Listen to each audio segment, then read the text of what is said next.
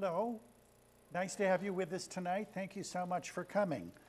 My name is Brad Taylor, and I'm the Associate Director of the Museum Studies program here at the University of Michigan.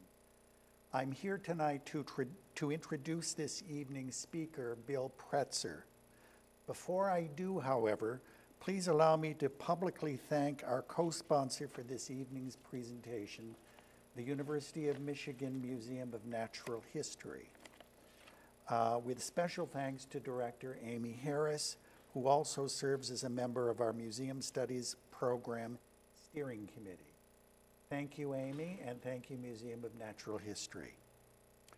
For those of you who aren't familiar with tonight's speaker, Dr. William Pretzer is Senior Curator for History at the Smithsonian National Museum of African American History and Culture, a position he has occupied since 2009.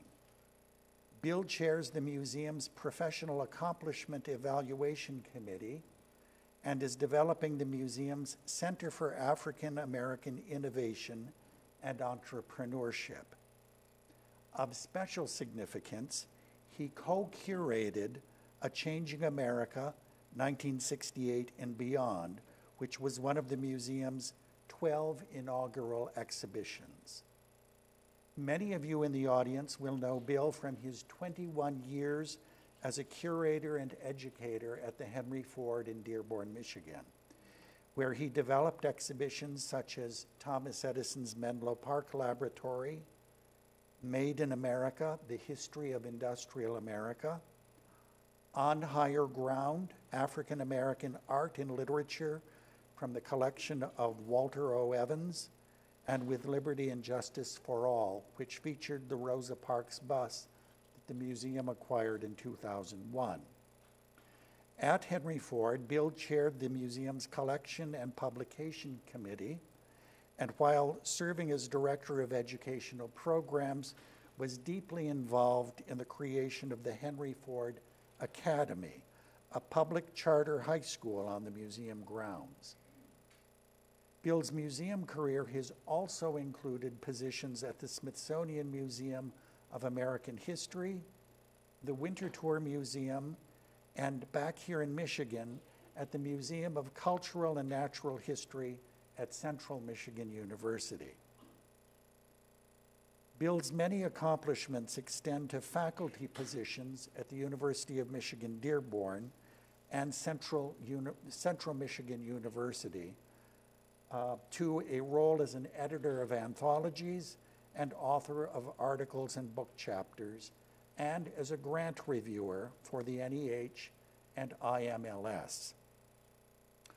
I've elided over many other interesting facts of Bill's professional career here because in compiling this introduction, I realized that many of Bill's defining characteristics simply can't be captured in a mere recitation of accomplishments.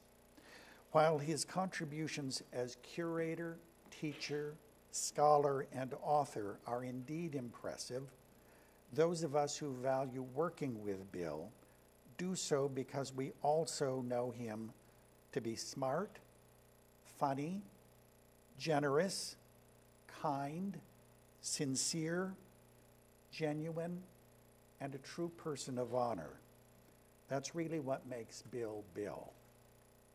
He also happens to be the father of 2 Michigan grads, and we thank Bill as well for all those years of tuition dollars that came our way. They were very much appreciated. Now, with your help, please help me welcome Dr. Bill Pretzer to the University of Michigan.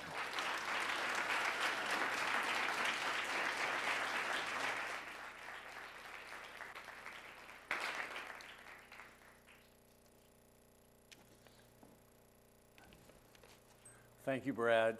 I'm very grateful to you, to Margaret Hedstrom, and to my colleague, or our colleague at Eastern Michigan University, Nancy Breich, the director of the Historic Preservation Program there, as well as the Natural History Museum here, for inviting me back to Michigan. It's a real pleasure to be here.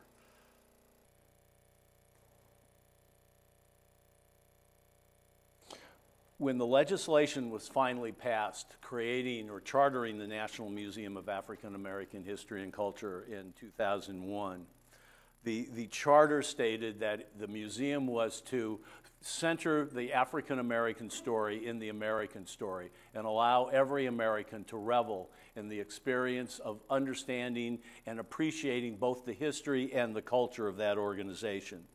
The planning groups that began in 2005 with the appointment of Lonnie Bunch as the founding director questioned people around the country about what should this museum contain, what are the stories, what's the approach that should be taken on a topic that is so fraught in American experience, the issue of race in our history and culture. And one of the most telling questions was, when asked, what was the one thing the museum absolutely had to include? The answer very often was the issue of slavery. When asked, what was the one thing that this museum absolutely should not deal with? The leading answer was slavery. In other words, how are you going to deal with the tension, not just on the issue of slavery, but on every issue concerning the experience of race in the American nation? And how does one deal with the notion that, in fact, if you ask most Americans what the story of race or the story of African Americans is in this nation, it's about victimization. It's about, this is a group of people who have been victimized by a racist oppression over more than 400 years. And the response of the planning group was actually, while that may start the conversation, that shouldn't be the end point of the conversation.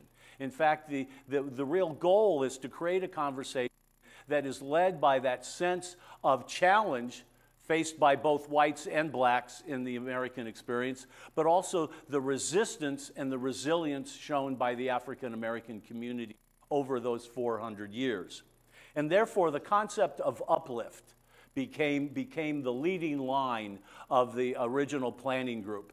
And the other basic concept was that the building itself, the museum building, should not be simply a box in which the stories were told, but rather the building should embody those stories itself. And therefore, the design architects worked on this notion of uplift. And the diagonals on the profile of the building with these kinds of sense of uplift are derived from two basic images that the design team had. One was a whole series of photographs of women in praise dance, offering praise to God, a religious ritual that's common across many continents, and a piece of sculpture from early 20th century West Africa, Yoruban sculpture, that has three inverted triangles on the top of the sculpture as the capital. And those inspired this profile of a building that doesn't represent a crown, doesn't represent a slave ship, doesn't represent a seagrass basket, all of which were theories commonly discussed as the building was being built, but rather is inspired by those two sense of representing uplift. The other part that comes, that corona that covers the building, was derived from photographs of wrought ironwork, the gates and fences in New Orleans and Charleston, South Carolina, that were digitized and used to inspire a design of that corona space. That corona also, as you can see from this photographs, allows transparency. One of the key themes of the museum staff as we did our work was that this was a museum that had to be transparent about how we did our work and about how we knew what we knew. What's the basis on which we make the claims of interpretation and factual description within a public space where we don't fill the space with footnotes or a bibliography? And so we tried to take that notion of transparency and play it out through the exhibitions, as well as you can see again in this image, being able to look out upon the place in Washington that people were. We wanted people within the building to be able to look out on the National Mall, towards the Washington Monument, towards the Lincoln Memorial, towards Arlington National Cemetery, but also toward the White House, the National Archives, the U.S. Capitol, and the South Lawn of the National Mall. that has placed themselves within the context of Washington, D.C. The story of African American history and culture was not situated someplace other than at absolutely a key place for the American psyche and the American sense of self, the National Mall. And we wanted people to be able to continually refer back to that location where this story was being told. And that sense of uplift played out in another way, in that we ended up building more than half of the building's volume below ground, which is part of the reason we went $40 million over budget on a $500 million budget. It's much more expensive to dig underground. But we created literally the first 3 exhibitions, the history galleries below ground, an entry-level space, an educational space, and then 3 levels, community galleries and culture galleries, and then the staff offices on the very top. So that people, when they enter the building, literally go down to the very lowest level of the basement and work their way up. They start with the story of slavery and freedom, with the story of cultural expression at a higher level. It's very much not a story of Pilgrim's Progress. It's not that things get better. It's not the relationships get better. But it's very much emotionally, for the visitor experience, that there is more optimism. There is a greater sense of accomplishment, even more, a greater sense of agency. There is a sense of the liberation of the African American individuals and groups of African Americans through the exploration of the history, and then up through the sense of community and cultural expression, which isn't just cultural expression, but is indeed a form of resistance. So we start the American narrative, the story of America, with the creation of the Atlantic world, the economic and social conditions of a combined Atlantic world, a relationship between Europe, Africa, North and South America. And we expose the relationship built around the largest forced migration of human beings in human history. Between 1600 and 1850, 12.5 million black Africans are kidnapped by Europeans, placed on ships, enslaved, aimed for the Western Hemisphere. Only 10.5 million of those individuals disembark in the Western Hemisphere. 2 million die over the ocean. Of those 10.5 million who make it to North and South America and the Caribbean, only 400,000 come to what become the American colonies.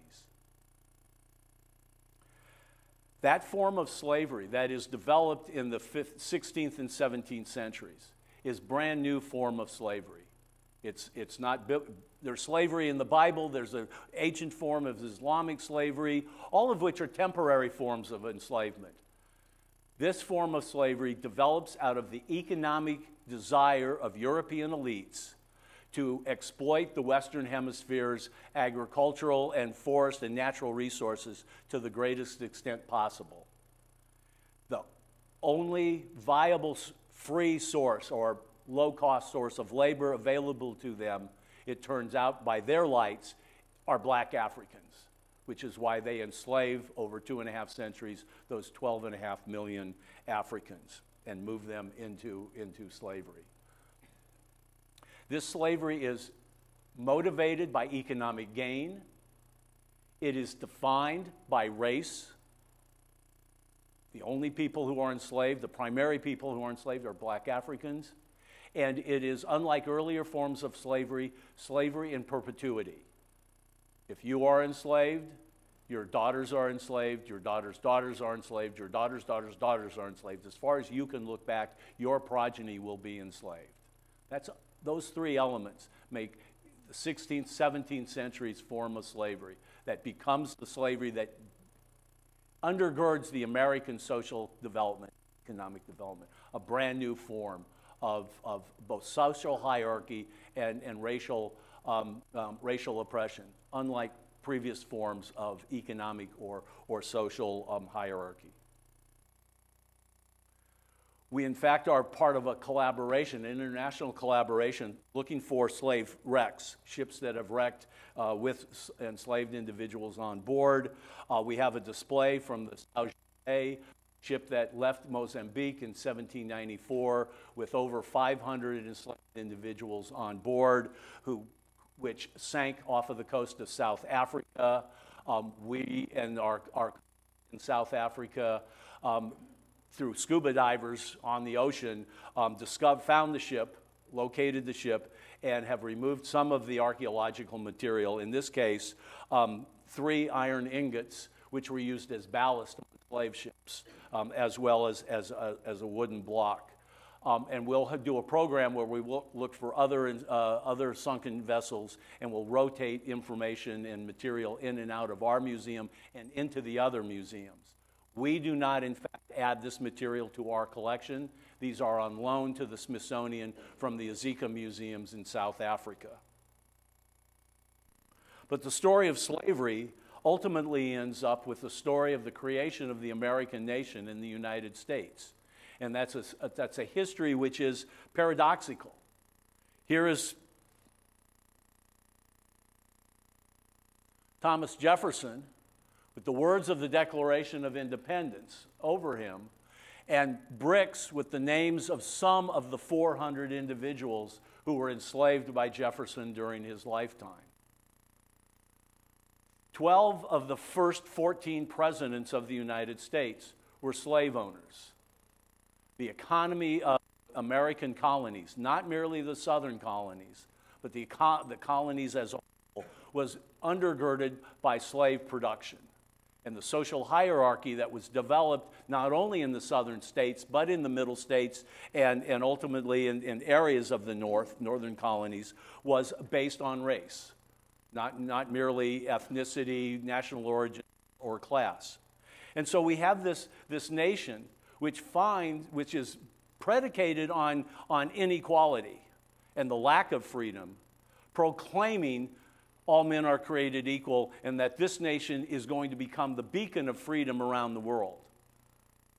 It's a paradox, and it's built right into the United States Constitution.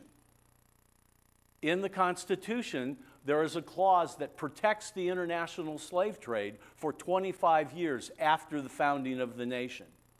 In other words, we were willing to accept, unlike Great Britain and a number of other nations, accept importing slaves directly from Africa into the nation.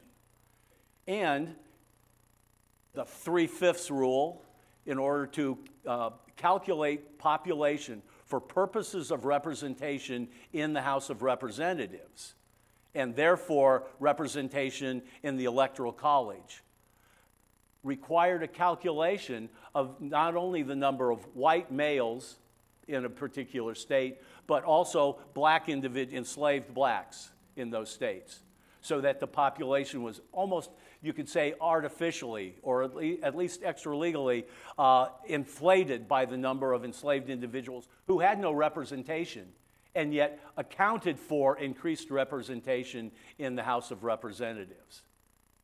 That's the country that we all inherited. That's the country that we live in, that built in its very foundations support for slavery, and was not only willing but anxious and needed to live off of the advantage, the economic advantage, and the social hierarchy that was racially based. We're sometimes asked why, if scholars have known this and have argued this in the history textbooks for decades now, why the general public isn't so aware of it at all. And in this instance, it's pretty easy to identify. This is a slave block that was used in Hagerstown, Maryland, from the early 1800s until the 1860s. And after emancipation, it remained sitting in front of the courthouse, the Washington County Courthouse in Hagerstown. At the end of the century, the city fathers finally decided that they had to put a label on it. Why did that block, which now was 40 years past any use as a slave sale block, Why was it still there? And so they put a plaque on it, a bronze plaque, right here. And the bronze plaque reads, in essence, on this slave block,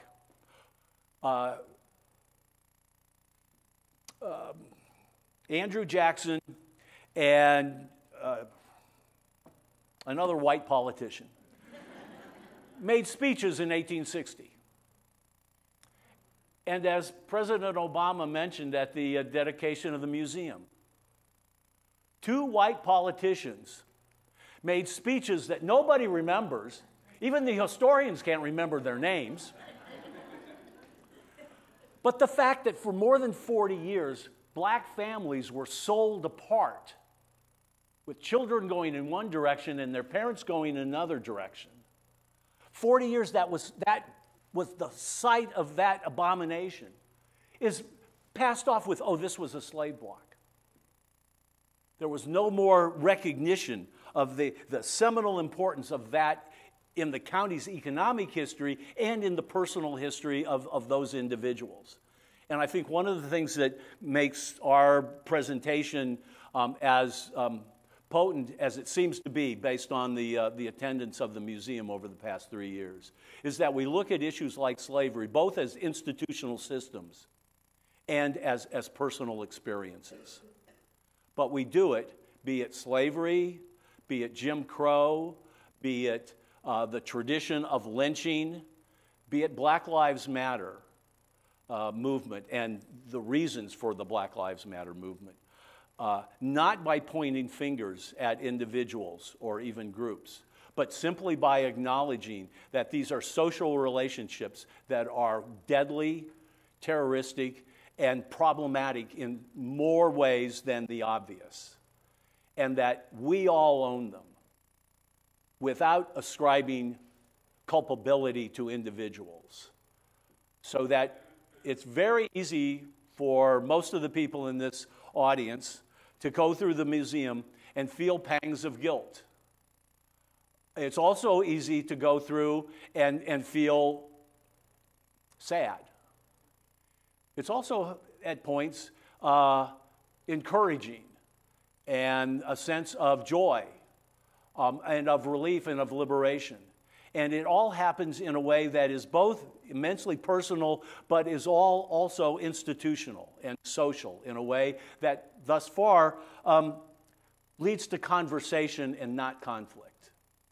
And that's what we hope that we were able to do. And the only way we were able to do that, to combine both this large institutional social process with the individual experience, if you will, was to rely on the African American population. In 1999, the Secretary of the Smithsonian testified before Congress that the Smithsonian could not support a museum of African American history because it would take at least a generation to find the artifacts that illustrated that history. 6 years later, when Lonnie Bunch was named the founding director of this museum, the legislators, of course, ignoring the scholars' advice by chartering a new museum, said that the African American story is told in the attics and the basements and the closets of African American and white families. And what we had to do was to go out and find them and convince them that their legacy, represented by those artifacts, would be safe and honored in an institution like the Smithsonian Institution. And that was not an easy sell. And yet we were able to convince people ultimately that the museum would tell not just a story and not just an academic story, but would tell their personal story. So we started the conversation with individuals, often around what's your family story and what does this artifact mean to you?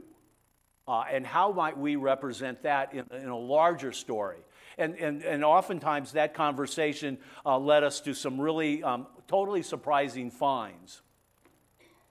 Harriet Tubman, the Moses of her people, one of the best known African Americans in American society. I often speculate that school kids in America know the name Frederick Douglass, Harriet Tubman, and Martin Luther King, and that's all they know about black history. In any event, we've known about Harriet Tubman for generations. And museum people know that there's nothing left of Harriet Tubman's material. There's no material culture representing Harriet Tubman. Nobody's ever had any. In 2009, Lonnie Bunch got a phone call from Charles Blockson, who was an African-American bibliophile in Philadelphia, working as a librarian at Temple University, but who was amassing an African-American collection. And Blockson said to Lonnie, you better come up to Philadelphia. I think I've got something you might be interested in. And eventually, Lonnie and the chief curator, Jackie Surwer, did, and Blockson pulls out a small valise. And he opens it up, and there is silverware, a hymnal, a shawl, textile cuffs and collars, and photographs of Harriet Tubman's funeral in 1913 that no one had ever seen. And his story was that in the 1960s, Harriet Tubman's great niece had come to Philadelphia and said, Mr. Blockson, this is Aunt Harriet's stuff. This is what's left, and we really think it belongs in your library.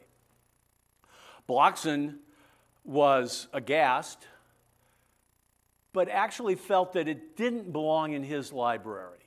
He thought it needed a larger audience. And so the story I've been told, because I wasn't on the trip, was that he took the valise, he closed it up, and he shoved it under his bed from the 1960s to 2009. And then he called Lonnie Bunch of the Smithsonian National Museum of African American History and donated the entire set of material to the museum. And we have both on that level and on the personal level. Walking into a house in Arlington for a white woman who had been in 1960 a 20-year-old freshman at Duke University. The first year there were sit-ins in Durham, who, being religiously motivated, do unto others, joined, as a white woman from the South, joined those demonstrations, was summarily expelled from Duke University with a letter to her parents advising her parents that she must be mentally ill and that should see a psychologist or a psychiatrist immediately. Because why would a white woman from the South support black men in their quest for liberty? Became a member of SNCC, and when the 16th Street Baptist Church bombing occurred, knowing some of those young girls and knowing a member of the members of SNCC and the Civil Rights Movement in Birmingham, went to the funeral. And as she walked out of the funeral, saw glass shards from the stained glass windows in the church, and scooped up a handful of those glass shards and took them home. Took a small piece and put it in her purse, so that since 1965, every time she went into her purse, she would feel that glass shard, and kept the others there. But when I and a colleague walked into her house, said, here, I really want you to have this material. I want the American public to see what it can do. Why would a white woman go through that, make that effort to save that material, and then literally on the spur of the moment, offer that, as well as a whole archive of other material, to a museum?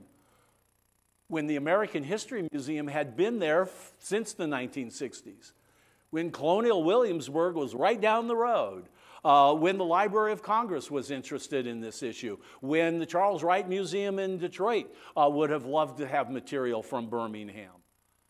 Those were all institutions that, as good as they are, never made the case publicly that they were an organization that African Americans could literally trust. And Lonnie had done that in a very large public way, and insisted that the rest of us conduct those conversations and do that kind of collecting by creating personal relationships. The shawl, by the way, is a pretty neat artifact. It isn't just a shawl. It turns out that in 1895, 30 years after the end of the Civil War, Queen Victoria of England was celebrating her 50th year on the British throne. And she identified a number of people around the world that she admired and wanted to present gifts to. And so her staff looked up Harriet Tubman, couldn't Google it, found her now in her 80s, running a halfway house for indigent women in Auburn, New York. Auburn, right, Dorothy? Auburn, New York. And sent her this Irish lace shawl. The most powerful woman in the world is paying homage to a black woman who is 30 years past her prime and has never been acknowledged by her own country.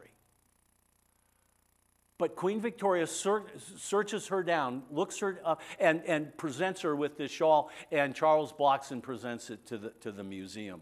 And all of a sudden we have artifacts and a storyline that hasn't been told before in terms of the African American experience and the impact that the African American experience, and in this case, a single individual, has on the world. That is the international or the global context of not just the 1960s civil rights movement, but of a single woman who was the Moses of her people in the 1860s, but is still remembered in the 1890s by a woman an ocean away.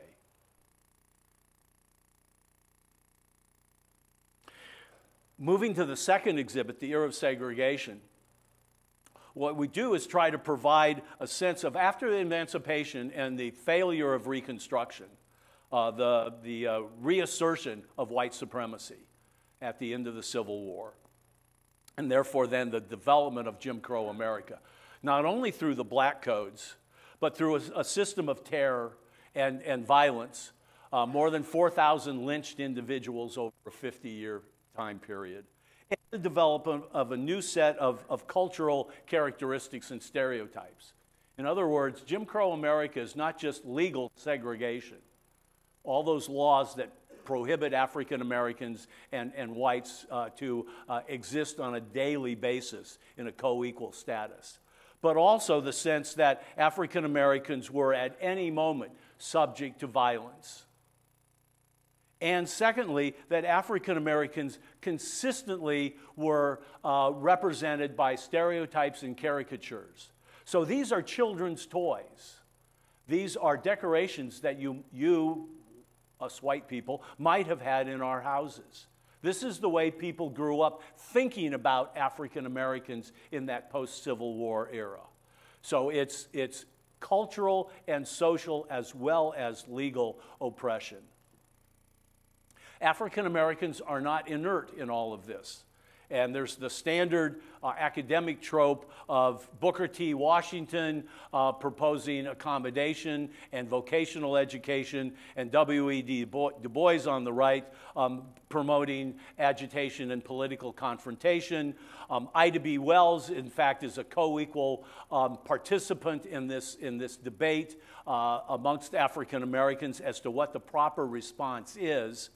We move beyond this discussion and talk about what we find are the six strategies that African Americans adopt, newly emancipated African Americans adopt, to, as the phrase goes, make a way out of no way. Presented with no way to make your life into what you want it to be. How do they make a way out of no way?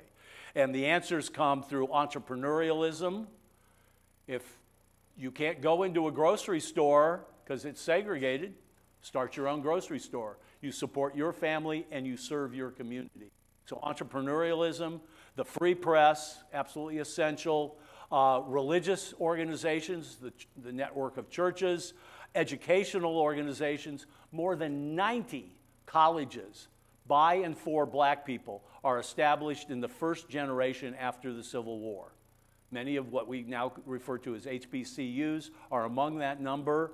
Many others, of course, fade away, fail. They're very small. They're almost always in concert with a white religious group. Nevertheless, the importance of education, and not merely elementary education, but college education, collegiate education for the black community, is symbolized by that number. That they recognize that the way under quote-unquote freedom is to be educated in this nation. And then to create civic organizations or overtly political organizations. Those are strategies that serve both individual agency as well as collective progressive change. And they continue on today, but they are developed and they personify that post-Civil War generation of resistance to Jim Crow America. Jim Crow is also represented in the museum by an 80-ton railway car that was built in the 1920s as a non-segregated car, but in the 1940s was renovated into a two-class car, two-race car. It was always a first-class car. You paid first-class ticket, black or white. If you were black after the 40s, you sat in the back section of the car with the smaller restroom and less accommodations.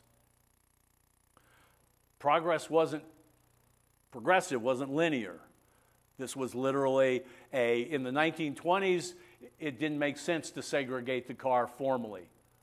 By the 1940s, there was enough economic pressure and enough African Americans who wanted to travel and could travel first class that whites felt it necessity to create a second-class citizenship and represented that by the car. We also, however, talk about how African Americans faced with this kind of oppression always felt that this was their nation. The Back to Africa movement was always a very minor movement. And so in the beginning of World War II, African Americans who have, by a government report in the 1920s, been officially declared mentally and physically deficient in the ability to fly an airplane, even though there were already African American men and women pilots. The government officially declared African Americans incapable of learning to fly. A group of African American men wanting to fight for their country demanded the opportunity to be trained as pilots.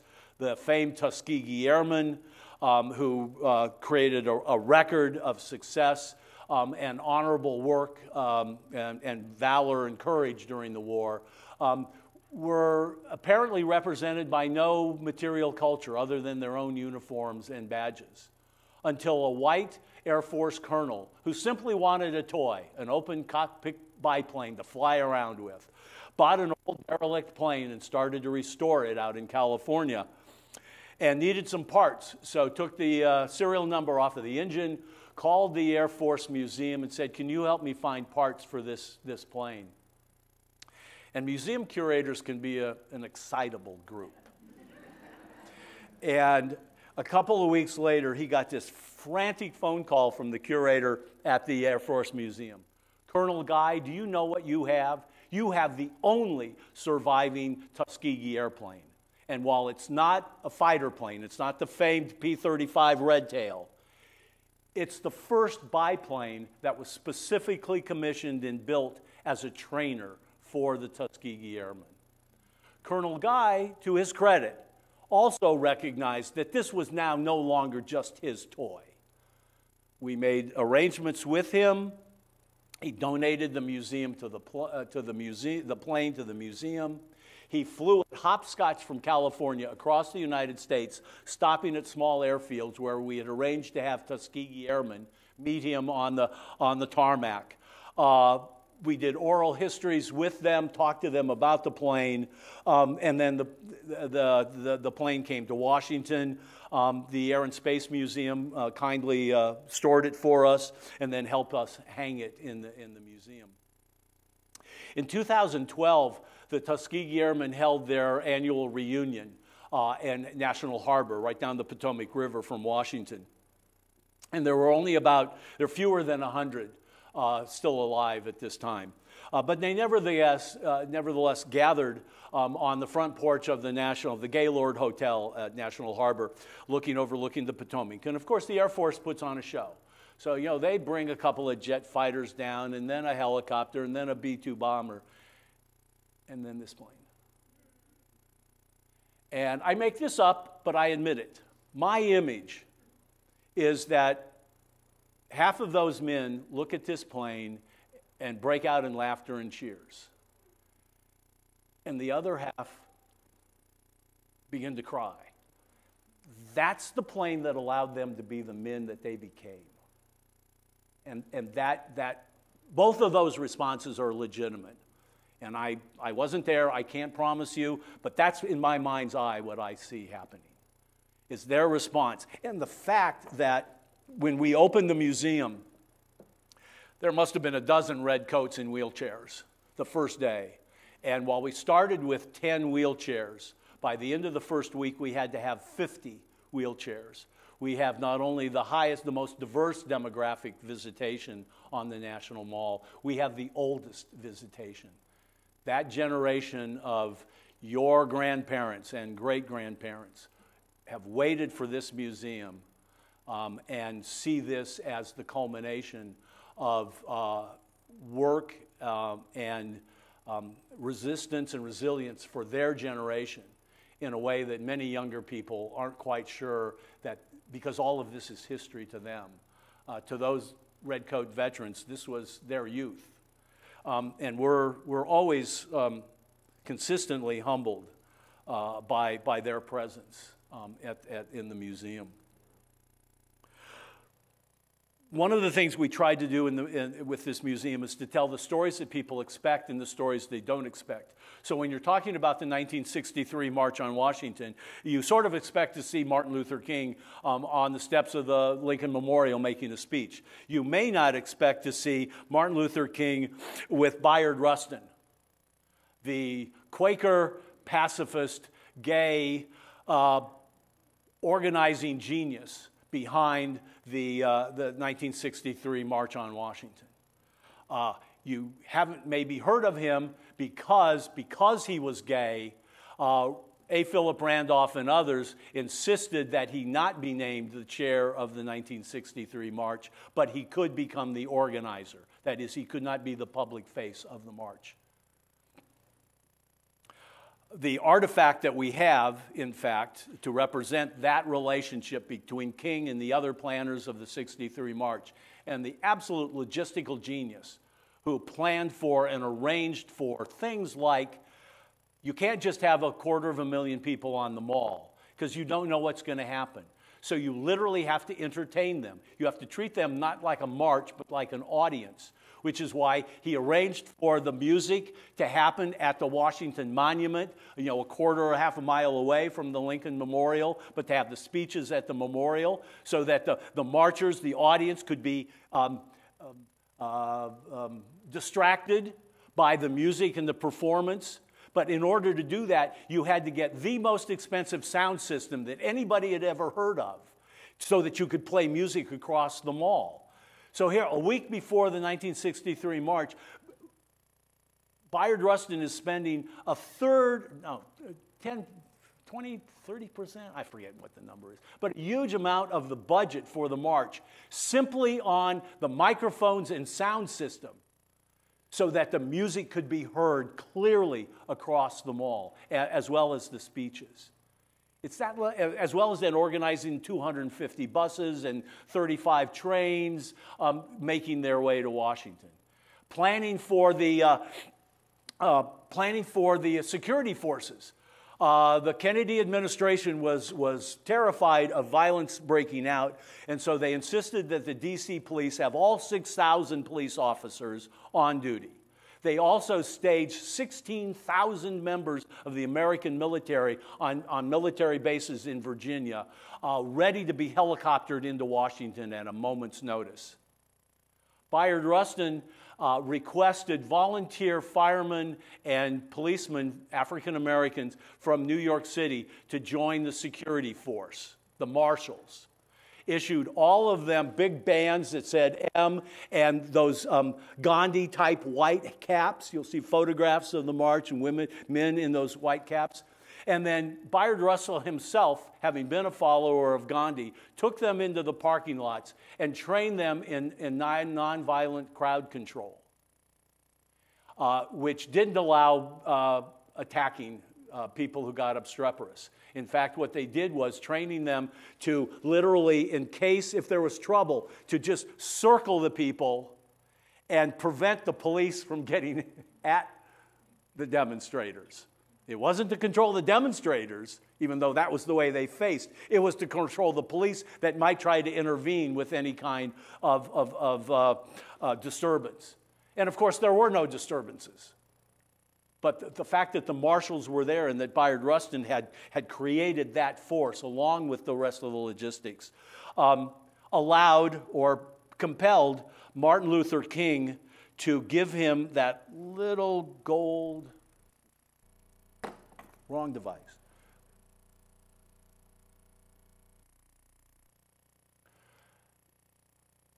an engraved gold wrist pocket watch to Bayard from Martin, thanks.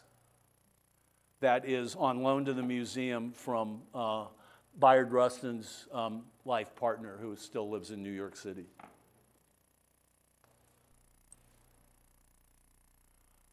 Changing America was an effort to take the notion of the success of the civil rights movement and look at the Black Power movement, not as opposition or contradiction to civil rights, nonviolent direct action, but as an extension of that success of the civil rights movement into the areas of culture and social life. But to also acknowledge that the year 1968 was a year, as the author Joan Didion said, evoked vertigo.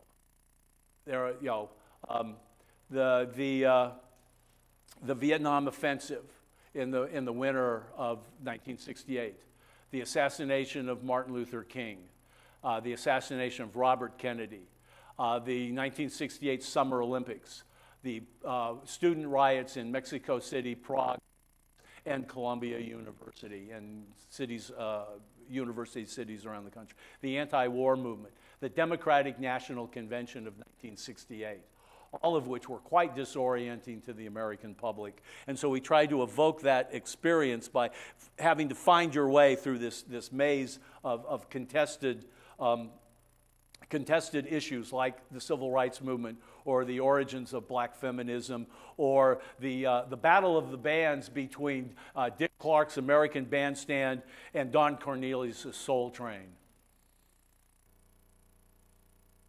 King's last initiative was a multiracial campaign for economic justice, the Poor People's Campaign. He was assassinated before that campaign could begin, and yet activists in 1968, after the tent city had been bulldozed by the federal government, went down to took a pickup truck and went down to the Marine base, Quantico Marine Base, just south of Washington, D.C., found their way to the dump and rescued as much material from the tent city as they could, took it home, and kept it literally in their backyard from 1968 until 2010, when they offered this 30-foot-long plywood mural that had existed on one of the community camps, community tents rather, and clearly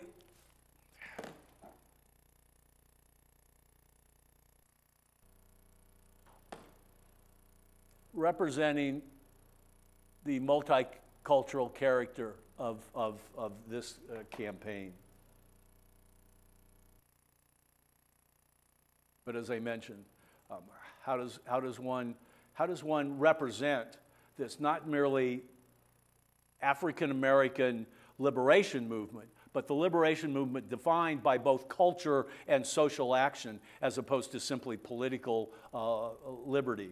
And how does the movement, in fact, inspires others, so that the Now poster, when you can actually go back and listen to the founders of Now, the National Organization for Women, who said, we needed an NAACP for women. That is the organization of liberation, both the organizationally and the movement, inspired other groups, such as not only the National Organization of Women, but La Raza, the Hispanic group in the Southwest, the Gay Pride movement of 1969 and Stonewall, all of which follow the same model, the similar model. They don't look for revolution, overthrowing the American Constitution. What they all ask is for that the American nation to live up to the promises of that Constitution and the promises of the Declaration of Independence. And that's a model that is developed within the Black liberation movement. So we move ultimately in this chronology all the way up to the Obama administration. And so, there in half of the museum, these are the three history galleries, you get a chronological survey of slavery and freedom, the era of segregation, and then post-1968 America. That's predicated, however, on watching individual actions. So we look at various communities. In this case, the 1910 Oklahoma Colored Women's Club, who develop a set of banners, one of which is a phrase we've often heard, lifting as we climb. That is the commitment amongst African Americans to not only seek individual success and individual progress, but understanding that it requires them to bring the entire community along. And so we look at that process through things like education. In this instance, the 5,000 Rosenwald schools funded by Julius Rosenwald of Sears and Roebuck fame, where he expends much of his fortune on trying to educate African American children across the South. We look at sports not merely for the level of accomplishment, but as an arena in which African Americans both could change the way sports happen and use that sports as a venue in which they fight for and argue for equality and civil rights. So Game Changers is about, think of the impact of African Americans like Bill Russell on the game of basketball. Bill Russell does things physically that no other athlete had ever been able to do. And by the early 1970s, basketball has changed so much. The playing of basketball has changed, but the NBA hasn't changed, that African Americans and others create an entirely new league, the American Basketball Association, with that multicolored basketball, and they create a whole new form of basketball. You watch the games, they're faster, they're much more physical. They include slam dunking, which nobody in the NBA could do. And it becomes part of the showmanship, that cultural expression within the sport. Ultimately, those two leagues merge, and we get the form of basketball that we see now. But that only came about because of the way in which African Americans literally changed the physicality and the strategy behind how to win a basketball game and bring in a crowd, how to be entertaining as well as fundamentally sound in a particular sport. And that goes to Jackie Robinson, that goes to Jesse Owens, that goes to any one of a number of other African Americans who not only stand up for civil rights, but through their athleticism, change the nature of athletics in this country. And then a series of case studies from a tourist home in Oak Bluff's Martha's Vineyard vacation area. Who in this room knew that there has been a black community, a vacation community on Martha's Vineyard since the early 20th century? 10% of the room. Nevertheless, this is one where our curators had, they went up and stayed in the tourist home and made relationships with the owners of the home, who then provided a whole series of material, including home movies of various families staying in Oak Bluffs in the middle class families, black families from the early 20th century, having vacations in Oak Bluffs, to a jail cell, a literally 1940s jail cell from Angola prison in Louisiana, a prison that initially was a 100,000-acre slave plantation.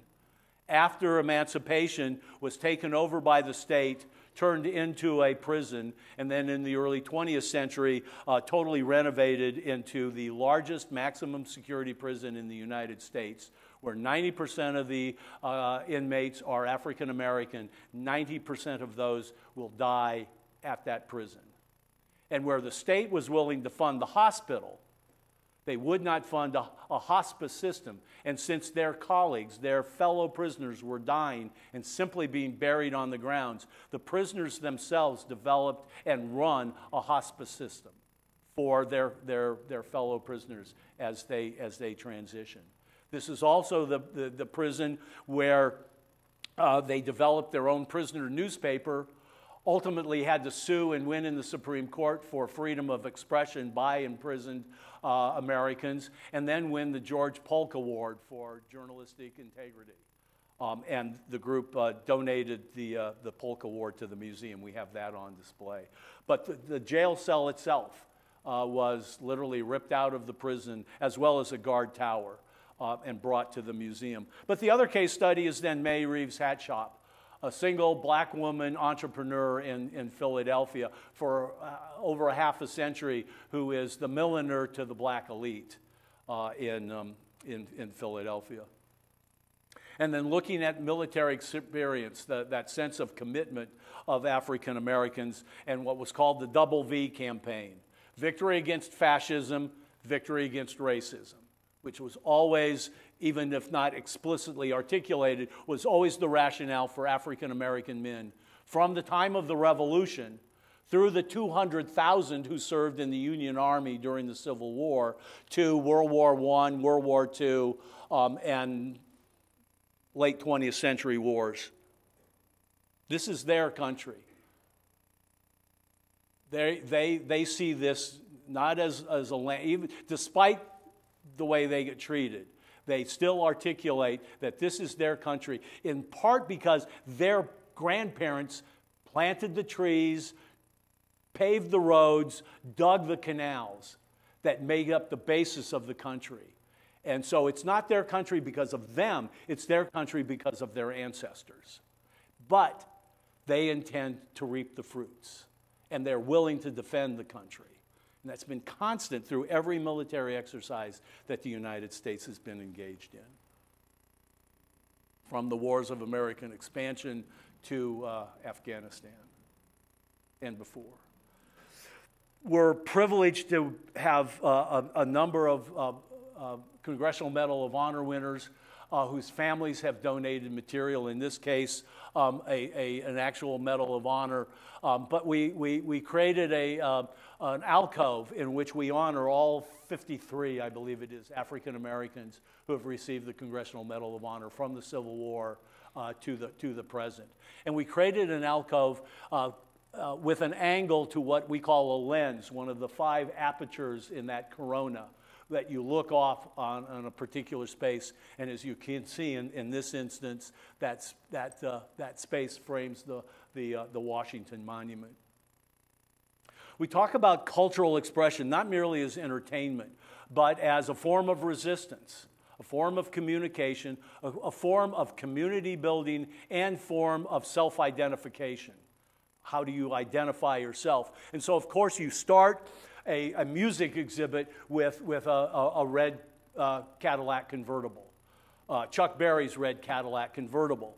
The Cadillac convertible that in the 1990s, Chuck Berry, by the time he had become an international star, having been denied access to the Fox Theater in St. Louis as a child because it was segregated and no black boy was going to go in there. When Berry is finally an international star and can negotiate a contract, and the theater wants him, he negotiates a contract that allows him to open the show, where he is the headliner, the only performer, by driving that Cadillac onto the stage. An act of agency, an act of assertion of his manhood, of his accomplishment. You wouldn't let me on the stage 40 years ago. By God, I'm going to drive my Cadillac on. But it sets the mood. It sets the mood then for the impact of African Americans in cultural expression in this country. Hip-hop is now the greatest American export in the global world.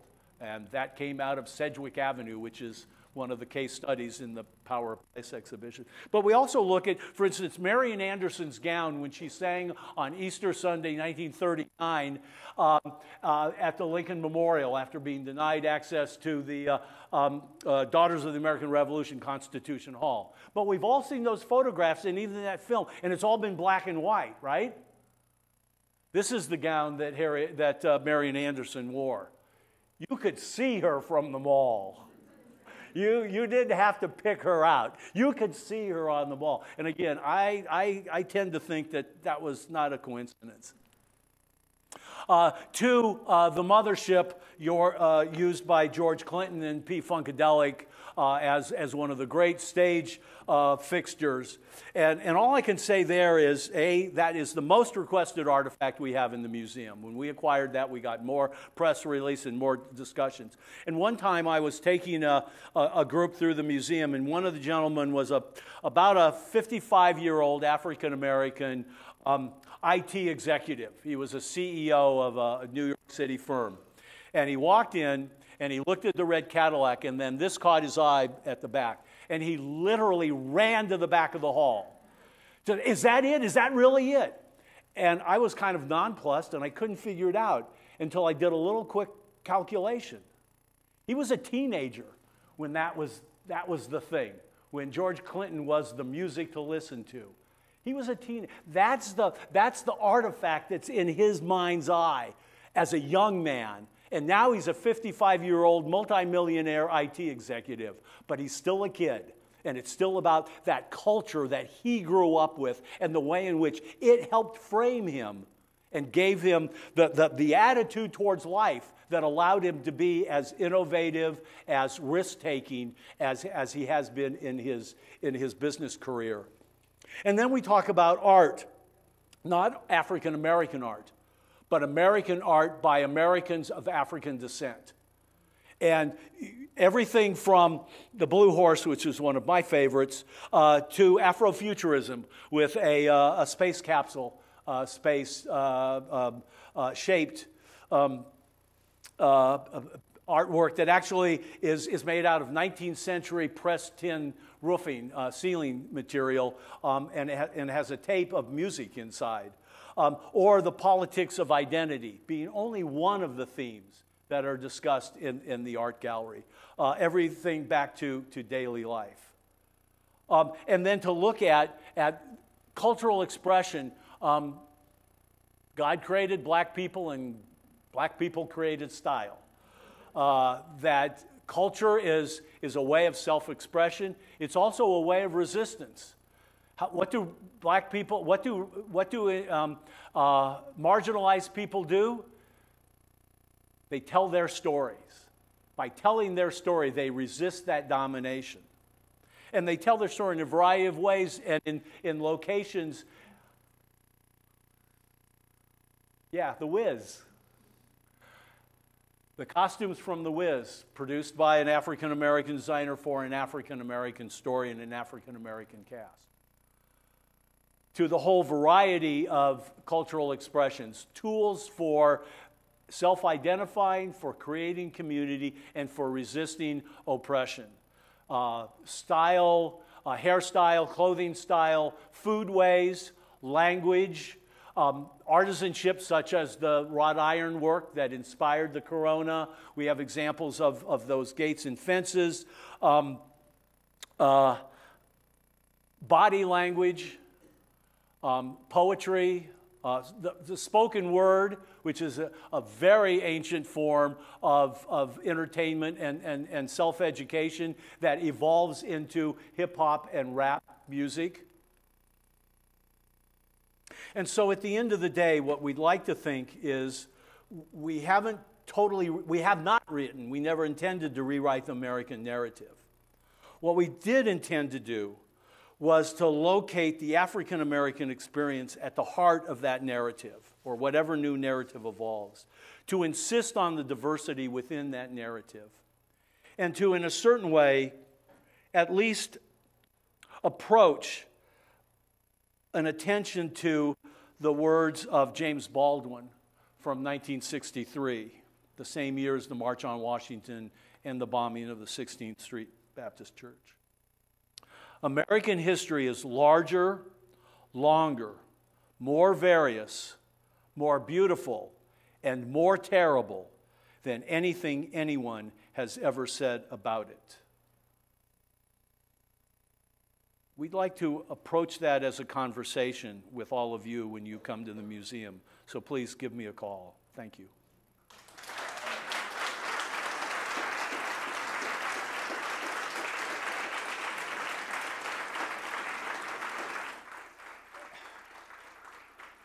And I'm happy to entertain questions. Please, just shout them out. Yes, sir. So you told us a lot about how the other people, other communities around the country have related to the museum. Can you tell us a little bit about how the community, African American community in D.C. has related to the museum and how you interact with them? In the District of Columbia? We have a special relationship once the museum was developed through our education department, where we have a series of programs for school teachers as well as school students, and we're working with them to try to pilot not a curriculum, not a full curriculum, but a set of lesson plans, as well as with other school districts around the country, but really focusing in a way on making the museum more accessible to them. Like all museums, Smithsonian Museum is free, but we then work with a number of cultural organizations. For instance, we're planning a major symposium on immigration for this coming April. And we brought together a group of leaders and activists from the D.C. metropolitan area who are involved with immigration rights and immigrant groups, and asked them what that symposium should tackle. What are the issues that need to be talked about? And invited them to help us develop a set of family programs that will happen the same day that a bunch of people who are really committed and aren't necessarily dragging little kids in, but giving kids things to do out in the museum and on the grounds of the museum. So create family activities related to the issue of immigration and use them as co-developers of those programs.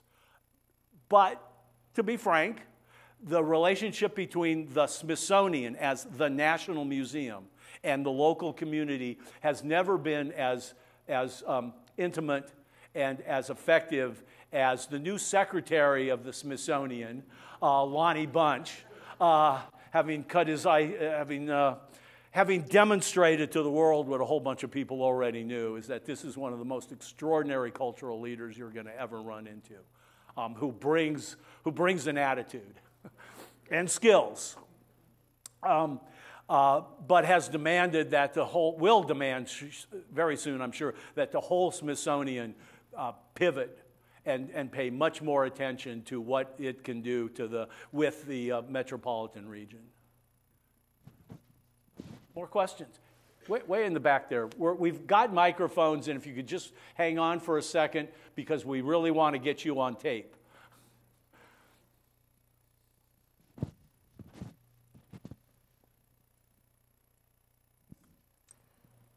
Well, thank you for a very interesting presentation. My question is, to what extent does the museum deal with lynching and mass incarceration? And do you think it's important to deal with those issues? And also, less known things like the medical experiments done on black people? All of which are included in the museum. I showed the image of the Ku Klux Klan robe. Right adjacent to that is a section on building a climate of terror, which has images of lynching, has the statistics and a discussion of the role of lynching over that half century from the 1870s to the 1920s. And then in small rectangles, the names of about almost 1,000 of those 4,000 individuals who were lynched in that time period, just along the front of the cases. So we talk about lynching explicitly in that area. We also talk about other specific incidences of lynching later chronologically, so that we make it clear that that level of violence occurred in the 1950s, prior to the Civil Rights Movement. Mass incarceration we think of as living in the shadow of slavery. It's the continuation of slavery. We have the Angola prison cell. We have the Angola Tower. We talk about mass incarceration as that in the wake of slavery. So it's right there in the middle of the segregation exhibition. It also gets brought up again in the section just before the Obama case, which ends the chronology, where we talk about Black Lives Matter and the relationship between the black community and law enforcement. So what was the third one? I'm sorry. Oh, medical experimentation. Medical experimentation is one of those things that it gets a mention. There is a label and some imagery about the Tuskegee experiments and other forms of experimentation. There is a comment in the slavery exhibition about the doctor who experimented on enslaved women who developed modern gynecology. I'm sorry. You were the name? Thank you. Whose statue in New York City is just being dismantled, I believe. So, there are a lot of things like that don't get, full-blown attention.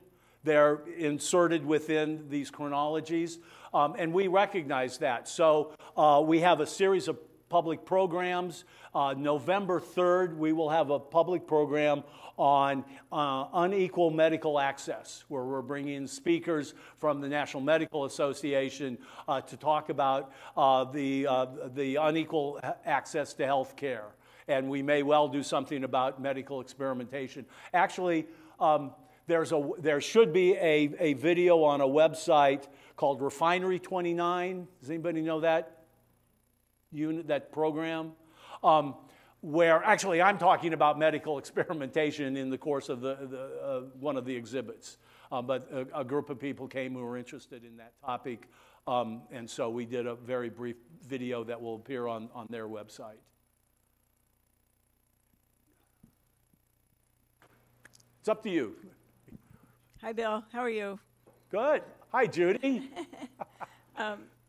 Great. I mean, it's wonderful and really exciting, and of course it's fresh and new, but I'm wondering, in terms of looking forward, in terms of keeping it like that, is your plan to continue targeted collecting, updating the exhibits, or a series of temporary exhibits that would focus on particular topics, or other ways that you'll continue to keep it a current, exciting museum? Good question. I think that we are going to put a lot of effort into digital expansion of the museum stories. We have a relationship with Bloomberg, and they're interested in a program that we're calling the Searchable Museum, which won't just illustrate in a digital form, a walkthrough of any of these exhibits, but rather will create a new narrative that allow people to explore deeper with our own research those topics, but then also make links to other institutions or other sources of information. And we're going to pilot a program around the Slavery and Freedom exhibition. We only have one temporary exhibition gallery of about 4,500 square feet. We have a plan where we've already done 3 exhibitions in 3 years. We'll probably do essentially an exhibition a year. We're planning right now, there'll be an exhibition on African Americans in World War I that will open in December of this year. After that, we'll do an exhibition for our 5th anniversary in 2022 on Afrofuturism. That is, if we talking about the various ways, dating back to the 19th century, in which various African Americans have imagined a future very different from the future that white Americans imagined for them, or that their own history might tell them their future is. So the movie Black Panther plays a role, a seminal role, but is by far not the only example. We can draw examples literally from the 19th century well up through into the 21st. Keeping the exhibits themselves refreshed, we have to, for conservation reasons, rotate objects within the exhibits. But, you know, at $20 million an exhibit, we can't sort of renew them very much. We have, of course, the same advantage that other large tourist organizations have. You know, y'all haven't been there. It'll be new for you 5 years from now. And all we have to do is make sure that the paint's, the objects haven't faded and the paint's still fresh. But we know that the scholarship will change. We know that the public attitude will change. So we have a really robust public and educational program menu that ranges across programs like a seat at the table where about 100 folks will come. There'll be a discussion about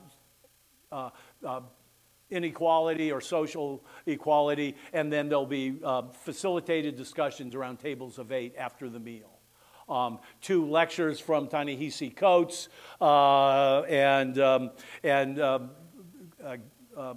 Henry Louis Gates to other scholars. So we do a variety of things. And the new secretary is going to, in some ways, hold our feet to the fire, but he's also holding other museums' feet to the fire by pointing to this museum and saying, these are the kinds of programs that aren't looking at history for history's sake, but looking for a usable history. And some of the other institutions are familiar and comfortable with that, and some are not. And so there's going to be a learning curve. But gosh knows, you know, hard to say how we'll do it. Other questions? Just quick. Oh, yes, ma'am. Yeah. Does the museum see as part of its role to focus it all on the African diaspora and the effect of slavery and enslavement on other cultures? Yes, absolutely. We actually have a Center for the Study of the African Diaspora. We have actually programs in Brazil, Mozambique, South Africa, where we're looking at the international context of the movement of African Americans and African American culture, and the impact of the black experience on them and their impact on America. The first year we were open a full year, 2017, the Smithsonian keeps track of foreign delegations that ask for some kind of official tour or visit to a museum. The African American Museum received something like 117 requests from foreign governments. The other 18 museums in the Smithsonian received fewer than 100 requests. From the day I walked in 2009, we've had foreign delegations who have come literally just to talk to the planners of the museum. How are you going about doing, in essence, a version of decolonizing your museum presentation? Because we'd like to decolonize our presentation in South Africa, or in Ghana, or in the Congo. That is where the museums were developed by the white imperial powers. And the story began when white people showed up in the Congo. How do you take that museum and make it an indigenous peoples museum? And they were asking us how to do it. They were also asking us how we got away with doing this kind of history under the guise of and with the money of the federal government. And what we say is, it's not the federal government's money, it's your money, and you want this. And even if you don't want it, you need it. And so, yeah, it's very important to look at this museum in its international, global context.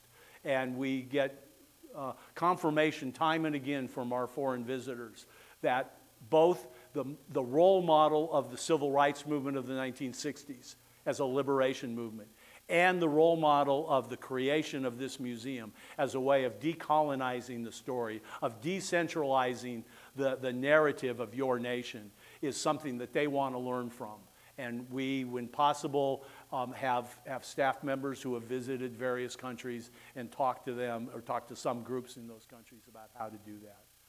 And this Center for the Study of the Diaspora that's its mission, is to think about ways of exploring the impact of the diaspora in the context of a global community. I have a question. It's a follow-up on what the lady was asking about lynchings and how. Is there any graphic displays of that issue, lynchings, and also was there a determination as to how violence to African Americans throughout the centuries was to be displayed or depicted in a graphic manner? Yeah, lots of discussion around that. Being in Washington, D.C., you have the example of the Holocaust Museum and the way they developed their approach to violence. We do have a few images of lynchings on display, not a massive amount, but some graphic display. We always put up a sign and put a red banner around it so that families can be aware that children might be affected, and therefore if they want to remove. We have a video that deals with lynching and has images in it. Probably the most direct example is Emmett Till, the 14-year-old Chicago boy who was killed in the South. In the early 21st century, Congress passed a bill that required the FBI to reopen a number of civil rights cases and seek new information. One of those cases was Emmett Till's murder because there was a rumor that it was not Emmett Till's body that was buried in that casket. So with the family's permission, he was disinterred. DNA tests were run. His mother was still alive at the time. Proved conclusively it was Emmett Till's body. By Illinois law, he had to be reburied in a modern casket. So the family acquired a modern casket and he was reburied. The original casket, which was custom ordered by his mother with a glass top, so that his body, his terribly disfigured face particularly, could be viewed by the public, was simply tossed into a shed by the cemetery workers. The family learned of that. Lonnie had been the director of the Chicago History Museum before coming back to Washington. He knew the family quite well. They called him up and they said, "Would you like the casket?" We had a long discussion about how do we responsibly create a display out of that casket. Finally decided we could do it. We had the casket restored to its original condition. The casket company still exists in Alabama. They literally opened their factory on a weekend, and the workers came in because they had to make a fabric that they no longer make commercially. But they were willing to reprogram their looms, and their workers were willing to spend a Saturday creating the fabric for us. And created an alcove space, which is inspired by the funeral, the scene of the funeral, but includes a really clear educational display about what Mamie Till Mobley demanded, and that is that her only son's death not be in vain. And then to quote the members of the Civil Rights Movement, who were 15 and 16 in 1955, and there wasn't a street to get out into. There wasn't a movement to join. But 6 years later, in 1961, they're the foot troops of the Montgomery to Selma March. They're the foot troops in Birmingham. They're now in their early 20s, and they have a place because they said in 1955, literally, John Lewis, Rosa Parks, Dory Ladner, any number of members of the Civil Rights Movement, active members, said exactly what the kids in Parkland, Florida said just last year. We are scared to death, and we are madder than heck. And we won't live this way. Kids in Parkland started a movement themselves. They could do it right then. The kids in 1955, black kids couldn't do it. They had to wait 6 years to join a mass movement. So, and we have the Jet magazine, so we have the picture of so we debated that issue of violence, and our audience is a very mixed audience. We wanted that. That was a goal, to have a very diverse audience. But we also, cater to kids, to families, and we had to alert them and not not shy away from the violence, but also not overemphasize it. So, you know, we walk the line. You can say we veered too far one way or the other, but there we are. Good evening. You have a nice contingency from the Charles H. Wright Museum this evening. Oh, hi. Nice to meet you all. Nice to meet you. I was wondering if you have opportunities for focus groups for exhibitions or programs that you're creating, and from around the country, or are they just within the institution that you have, and maybe even for the traveling exhibitions that you might be creating, and how do you go about doing it if you do? Thus far, after the initial planning movement in like 2006-07, we really haven't done focus groups around the country. We always bring in a scholarly advisory group to talk about topics. We very often find individuals who are somehow associated, you know, prominent. For World War I, because we're working with the military, we were able to find a number of children of veterans of World War I. Not so many veterans still alive, but to have a family conversation, if you will. But we don't go out and do focus groups, or at least we haven't thus far. But, you know, in a sort of way, you know, we only got born 3 years ago. We're still infants. You know, we haven't even reached our terrible twos yet. You know, we're just, you know, we were drinking, you know, we were drinking from the fire hose for the past 10 years. We'd really like to have a break. And yet we're doing new exhibits every year. We have not started, although we've been talking for 10 years about a traveling exhibition service. We have not created traveling exhibitions. We have a relationship with SITES, the Smithsonian Institution Traveling Exhibition Service. They create panel shows that can be packed up into crates and shipped to libraries and museums. And we've done a couple of those. We have one on the Resurrection City and the Poor People's Campaign that's circulating now. But for us to do traveling exhibits is, you know, an entirely new business. We only have one temporary exhibition space, so we're not accepting exhibits that other people have developed. We have no capacity to do that. It's one of the great frustrations of the staff and of people who have, I guarantee you, the dozens of people across the country who have ideas for exhibitions that belong in your museum, and we don't understand why it's, you know, we spent more than $500 million. We couldn't make it any bigger. So it's gonna, you know, maybe when we're of legal age and we're 21 years old, we'll run out of ideas. But right now, we got 18 curators who all are vying for that 4,000 square feet. I'll tell you, the elbows are flying to get that 4,000 feet. So as an outsider, I wouldn't advise you dropping by. Thank you. I appreciate it. Yes, ma'am. One of the things that I noticed as the museum, the National Museum, was gathering its collections was the excitement that it caused in the engagement with the community on their donor service.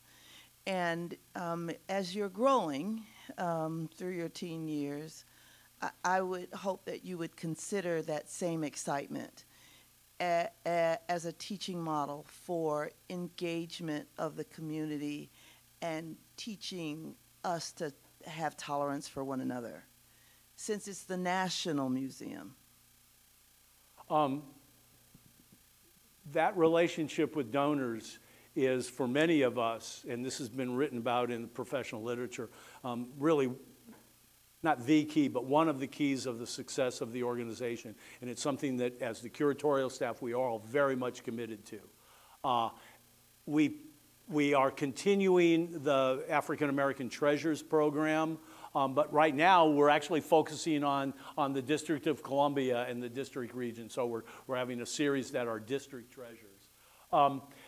You know, to the extent we have a relationship with other institutions, we have the Office of Strategic Partnerships, and they make partnerships for capacity building with organizations like the Michigan Museum Association or like the AASLH.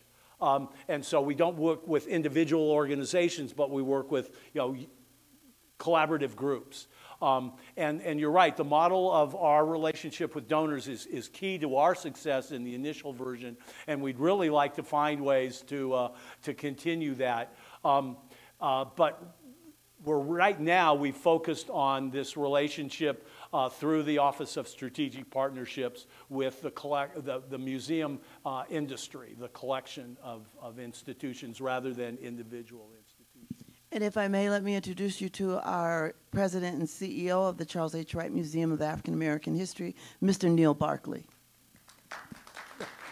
Welcome. Thank you.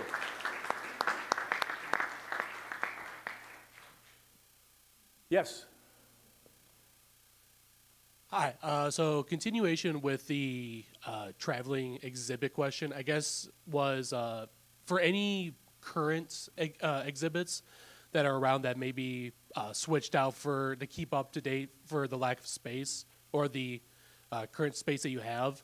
Has there been any thoughts of doing digital work such as virtual reality or augmented reality to help try to keep at least what's currently there available for the public in the near future? Lots of talk, no money. Lots of talk, no money. Thank you. I heard a lot of, I think, what was intentional talk about calling Black Africans enslaved and kidnapped versus slaves. So I just wanted to name that and thank that. And I might be preaching to the choir in this room, but encouraging people to continue to add that humanity. And that comment leads into my question. So sitting here, even listening to that as someone only in her late 20s, that's still very difficult information to hear. It was a very visceral reaction. So I know that you all have those red signs for children.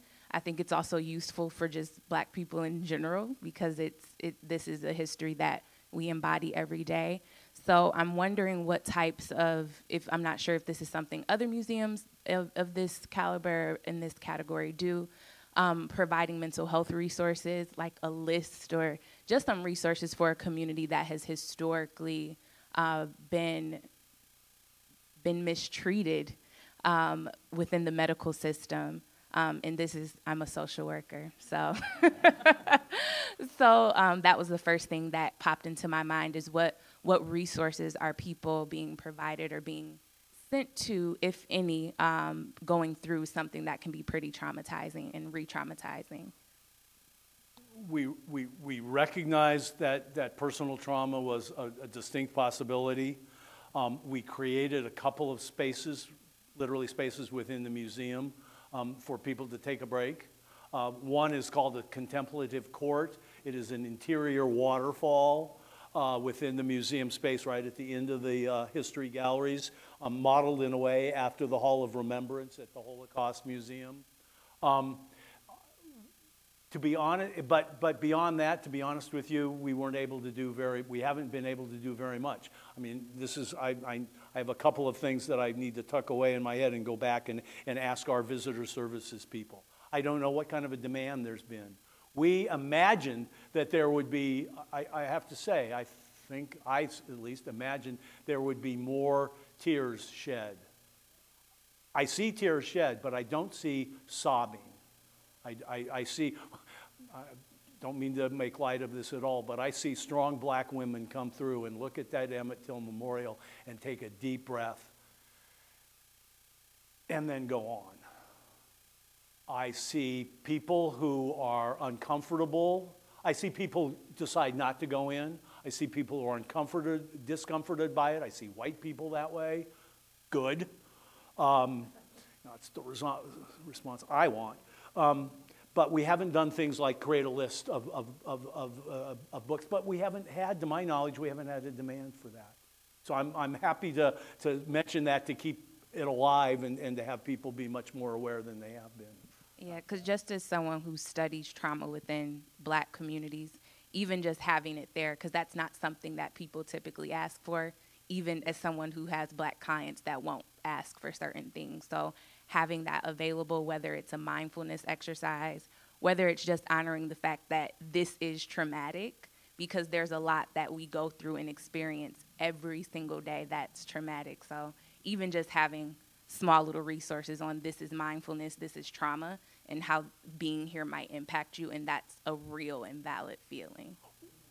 The other thing is we do have small recording studios at the end of the 3 exhibits where you can go in, close the door, and we videotape a 2-minute oral history. And if you want to give your reaction to the exhibit, you want to talk about racism has affected your life, you want to talk about your family's history, and we've collected well over now 50,000 2-minute oral histories. So we want people to express themselves. We make that in a private space. There's 3 opportunities to do it in those exhibits. But I'm hearing you, and I'm going to take it back, and I'm going to ask my colleagues. And this gives me the opportunity to address the elephant in the room. Quickly. Yes. Apparently, we're having to pay overtime. The director, the deputy director, and 2/3 of the senior leadership of the museum are African American. Of the 18 curators, people like me, I am one of 3 Caucasians. The other 16 are African American, one is Afro-Haitian. I work in an organization that is diverse, but is statistically dominated, and intellectually and in terms of the power of the organization, it is black people speaking black history. I'm part of a team doing that. So it's not whether or not I'm responsive to that black trauma, it's that this whole team, and the visitor service people is almost entirely African American women who lead that team. And so I think they'll be very attentive to this. Like I say, for the last 10 years that I've been working there, we've been drinking from a fire hose. There's just been so much that needed to be done, that had to be done immediately and effectively, that we haven't been able to cover all the bases. So I just want you to know that I absolutely will hear you and respond in the way that I can with my colleagues. I can see that we have additional questions. I want to ask those of you that would like to talk further to Bill to please stay behind. Introduce yourself to him, ask your question, and I'm sure he'd be happy to spend time talking to you. For the rest of you, thank you for coming this evening. It's been a really special evening. We're going to send Bill on his way tonight with something that historians don't have enough of. A big, thick, heavy book. This book happens to be a recent history of University of Michigan museums written by 2 faculty members here that are associated with the Museum Studies program. Thank you, Bill, for a wonderful evening. Thank you. I appreciate all of you, and I appreciate the book. Thank you all. Thank you.